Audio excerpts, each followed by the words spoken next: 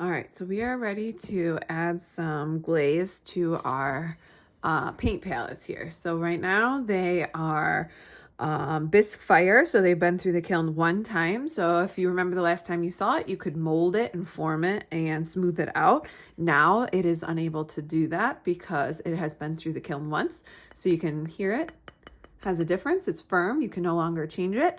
And it is now ready for the glazing part or the glazing stage. So what we're actually going to do with these paint palettes, because we want to use them as paint and to mix paint in here, we're going to actually leave these sections, the lower sections, with no color on them because we want them to be clear to be able to see what colors we're using.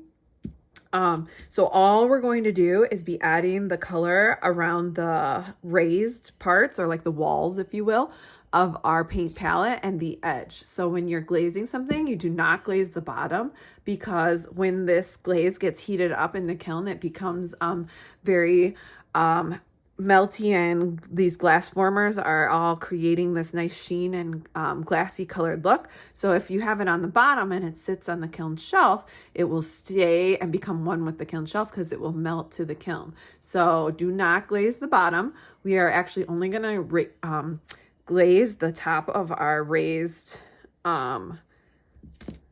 paint palette here. So what I'm actually going to use is I'm going to use something called underglaze. So it's a more muted kind of color that will be coming on the tops. And I'm making a lime, so I'm going to use green. I've got this apple green and leaf green.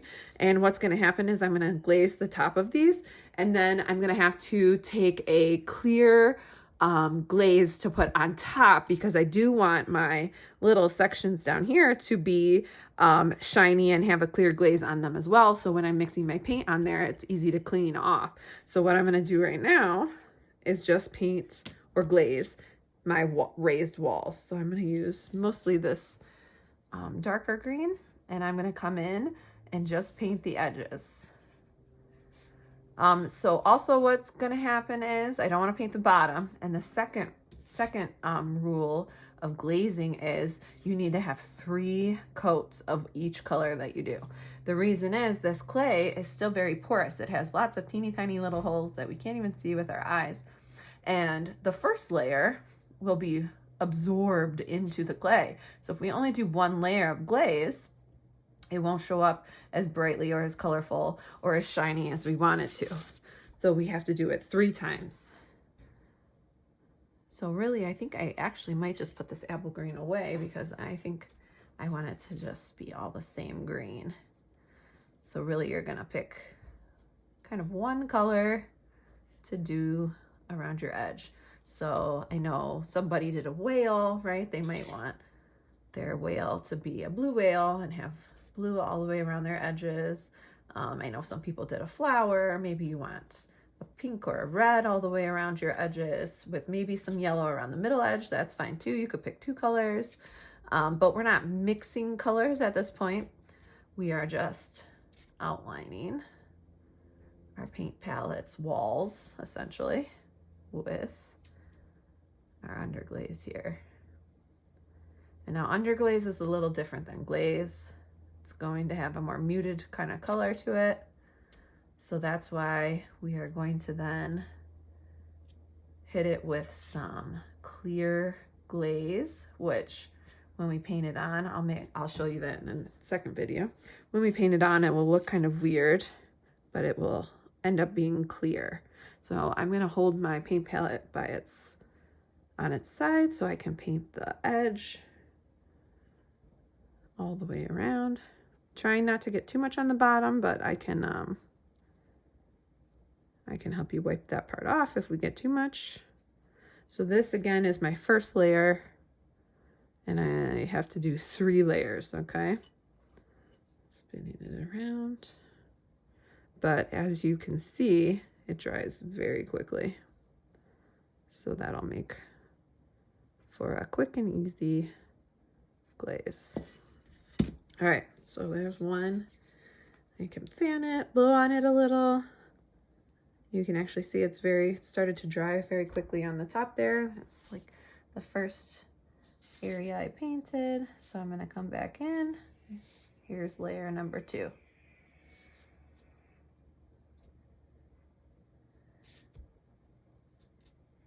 Just working my way around, trying to make sure I hit every section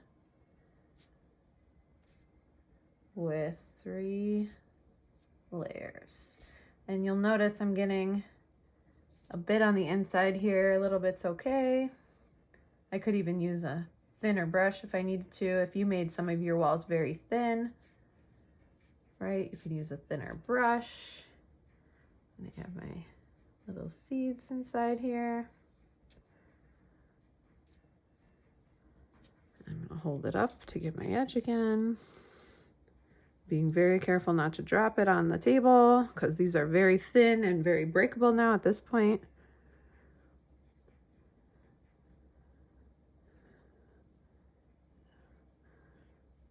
Okay, and we're one step closer to our finished product here. So let that down. While that's drying a minute, I'll show you. Here's a project. I made a cute little mouse years ago. It has a little chip in it, so you do have to be very careful.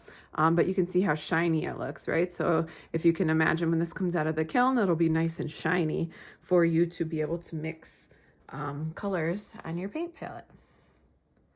All right, here I go in for layer number 3.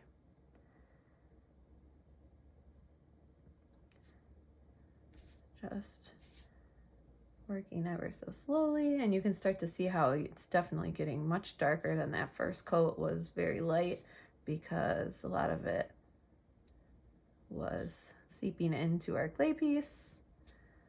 So to ensure a nice bright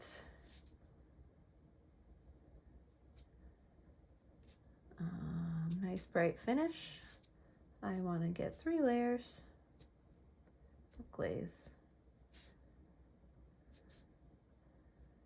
All right, and we'll lift you up for one more time.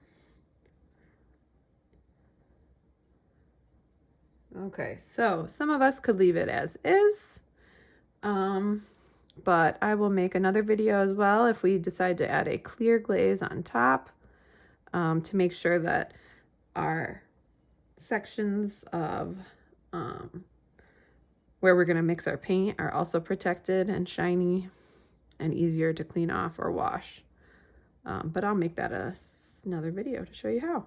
All right, I can't wait to see what colors you come up with and what colors you use in your paint palettes.